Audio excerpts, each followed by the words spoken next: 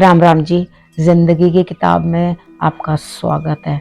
आप लोगों को मैं जो आज कहानी सुनाने वाली हूँ, ये मुझे प्रेरणा मिली, किसी ने बताया मुझे, तो मुझे लगा कि आपको ये जो बसंत पंचमी है उस पे ये स्टोरी सुनाना बहुत अच्छा रहेगा, क्योंकि मैंने आपको इतना समझाया वाक सिद्धि क्या है, किस तरह से वाणी का सदुपयोग करना चाहिए। अब एक फैमिली की जो है प्रॉब्लम थी, ये उन्होंने ये बताया मुझे कि हमारे साथ ऐसा हुआ, तो मुझे लगा मैं आप लोगों के साथ ज़रूर शेयर करूं। अब उनके जो भुआ के बेटे थे, उनके जिन्होंने मुझे ये बात बताई, उनके भुआ के बेटे थे। ठीक है, अब वहाँ पर उस समय में 5-5 बेटे थे उनके। ठीक है, और बेटी एक थी। अब यहाँ पर क्या था कि एक बच्चा बीच में से जो था वो थोड़ा क्रोधी स्वभाव का था। तो कितने लोग जो होते हैं एक दूसरे से जॉइंट फैमिली में रहते थे, भाई भाई भाई भाई सब एक साथ रहते थे। उस समय में जो गांव के अंदर बड़ा घर हुआ करता था, और बहुत बड़ा जिसको कहते थे, उस समय तो सिंगल कोई डबल स्टोरी बनती नहीं थी, तो उसे डेरा कह के जो है बुलाया जाता था कि बहुत बड़ा है। तो हर भाई के लिए अलग अलग एक एक पोर्शन होता था जो उन लोगों को रह जाता था। बीच बीच में से आकर इंटरकनेक्टेड होके वो लोग एक जगह जो है सब कलेक्ट भी हो जाते थे, यानी कि इतना छुपाव भी नहीं था, लेकिन अपनी अपनी जो है जगह स्थान जो है उनको मिला हुआ था। अब इतने में क्या हुआ कि वो लोग के घर में कोई ऊंच नीच बात हुई होगी उस समय पर। अब उस चीज़ की इतनी डिटेलिंग्स मुझे मालूम नहीं है, तो घर के अंदर कुछ बात हुई होगी। तो यहाँ पे बात करते करते एक बीच में से एक कॉमन फ्रेंड भी था जो आ करके, बहुत लोग होते हैं इस तरह के, घर के बहुत नज़दीक होते हैं, बहुत चीज़ें जो है सुनते और उस परिवार की जो है अपनी बातें अपने तक रखते हैं। लेकिन कितनी बार क्या होता है, वाणी के ऊपर कंट्रोल नहीं होता। आप कुछ भी बोल देते हो, किसी को कुछ भी कह देते हो, कोई कहाँ तक चला जाए उस चीज़ से वो आपको मालूम नहीं होता। अब यहाँ पे क्या हुआ, घर पे कोई बात हो रही थी और उन लोगों ने कहा कि उस लड़के का नाम समझ लो जिंदा रख देते हैं। ठीक है, मैं अभी अभी क्रिएट किया उसका नाम, क्योंकि मैं उसका जो नाम है वो बता नहीं सकती, वो जिंदा रख देते हैं उसका नाम। तो वहां पर क्या चीज़ है कि मुझे यही यही प्रेरणा मिली, वही बोल दिया मैंने। तो उसका नाम ये था, तो उन्होंने कहा कि जिंदा तो ऐसे करता है, हमें खेती में यहाँ घाटा करवा दिया, यहाँ पे ऐसे करवा दिया, उसकी वजह से हमें ये प्रॉब्लम हो रही है, वो प्रॉब्लम हो रही है।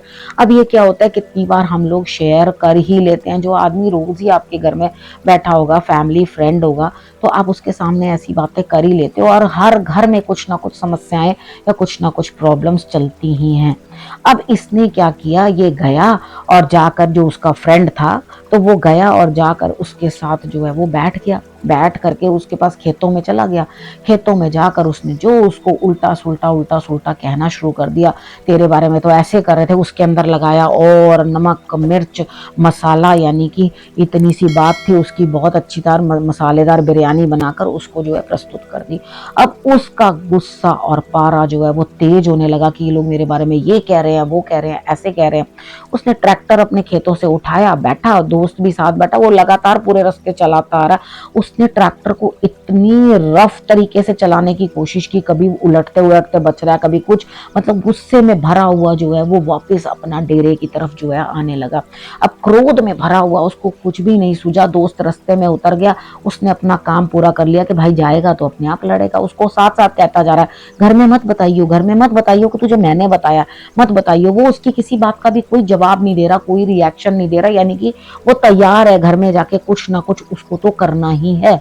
तो उन्होंने बोला था कि ये इसकी वजह से बहुत हमें नुकसान हुआ या कोई परेशानी हुई। अब उसने, लड़के ने क्या किया, वो घर में गया। उस समय में पूरी जो है छत उस तरह से नहीं डला करती थी, बड़े बड़े लक्कड़ के जो है कुंदे जो होते थे वो उस छत के अंदर जो है डाले जाते थे, बाहर लटके रहते थे, उसको अंदर नहीं किया जाता था। इस प्रकार से जो है वो छत डाली जाती थी उस समय में।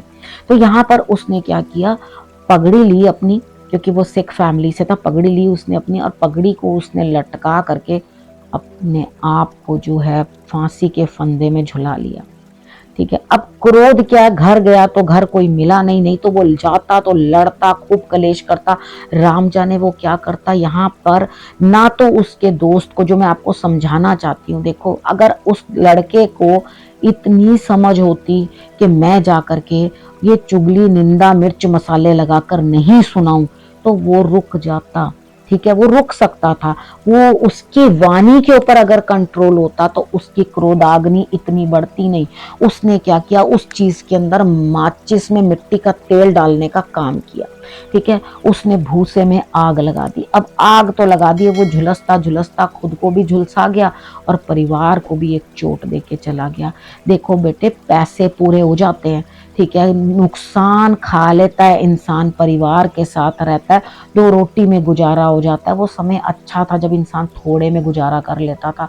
आज के तो नखरे इतने, आजकल तो खर्च इतने, अपने आप को जबरदस्ती के कर्जों में डुबाना और जबरदस्ती परेशानियां झेलनी। ठीक है, तो यहाँ पर अपने आप को संभाल के रखो। हालांकि जिसकी जैसे आई होती है, विधि ने वो विधान लिखा होता है, लेकिन यहाँ पर अगर मैं ये बताऊंगी तो आप तो हर चीज को ही कर दोगे सिरे से खारिज के, कोई बात नहीं, इसकी आई होगी, इसने ऐसे ही कर लिया। तो आप अपनी वाणी के ऊपर जो है कंट्रोल रखो, कहाँ किसको क्या कह रहे हो उस चीज से बचो। हो सकता है आपका दुख देना किसी को या आपके ताने देना अंदर उसके लिए बिल्कुल अग्नि का काम करें, उसे कहीं तोड़ जाएं, उसको कहीं बर्बाद कर जाएं। तो परिवार में कोई ना कोई बच्चा ऐसा जरूर होता है जिसको पंजाबी में कोड़कू दाना कहा जाता है, जो कि घर को बिल्कुल डाउन करने पे तुल जाता है। वो भी हमारे कर्मों का ही लेख होता है, हमें भुगतना पड़ता है। ठीक है, यहाँ पर आपने समझना है इस चीज को कि ये भी हमारे भाग्य का खेल होगा।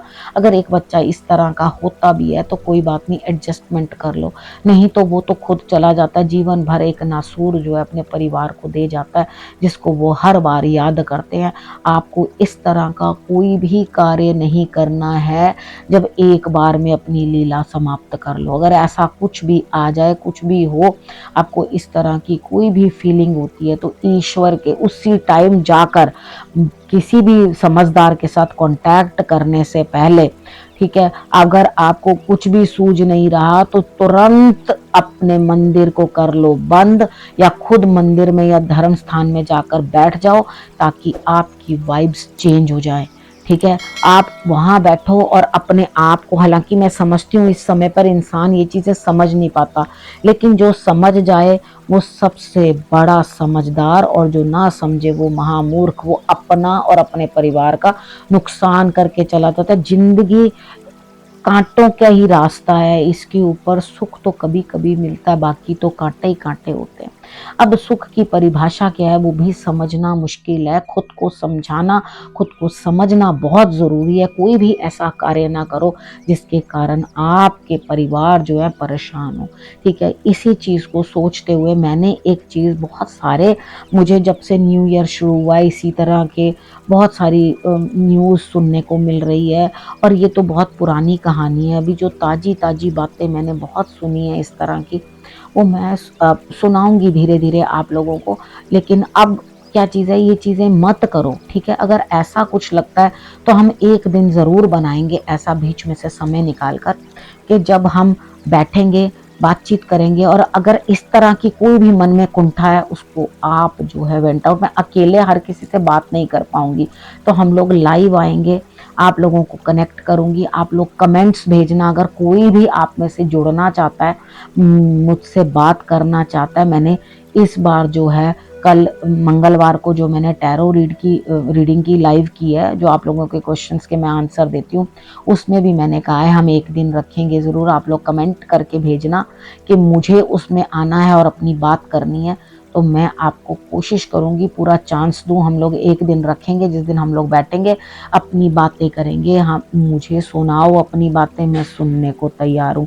घबराना नहीं, परेशान नहीं होना, कोई गलत कदम नहीं उठाना, हमेशा हिम्मत बना के रखना, मैं हूँ ना। ठीक है, तो ये चीज़ सोचकर आपने अपनी बात करनी है, लेकिन आपको भी अपना संयम बनाना पड़ेगा। मैं हमेशा नहीं रह सकती, हमेशा नहीं समझा सकती, तो आपको अपना संयम बना के रखना पड़ेगा कि किस तरह से आपने भी जो है सही कदम उठाना है। एक एक कदम फूक फूक के रखना है। जीवन में बहुत उतार चढ़ाव है बच्चे, इस तरह से ना घबराना है और ना कोई गलत कार्य करना है। पीछे से आपके माता पिता, परिवार सभी प्रभावित होता है, तो इस चीज़ को समझ के अपने कदमों को रखो, और उसके बाद इन चीज़ों में कोई भी फ़ायदा नहीं है। और एक और मैंने आपको जो है वीडियो भेजी हुई है, वो भी आप ज़रूर देख लेना। अगर हो सकेगा, मेरी टीम उतना काम करना चाहेगी तो मैं उनको ज़रूर बोलूँगी वो लिंक आपको भेजें, जिसमें मैंने ये बताया कि जब दूसरा जन्म होता है तो भी इंसान जो है परेशान होता है, आगे परिवार भी जो दिक्कत में आ जाता है। ठीक है, अब आप समझ गए होंगे कि मैंने आपको क्या समझाया है सब चीज़। ठीक है, अब इस विषय को यहीं करती हूँ समाप्त। अगले विषय के साथ फिर से आपके पास आऊँगी, तब तक के लिए नमस्कार।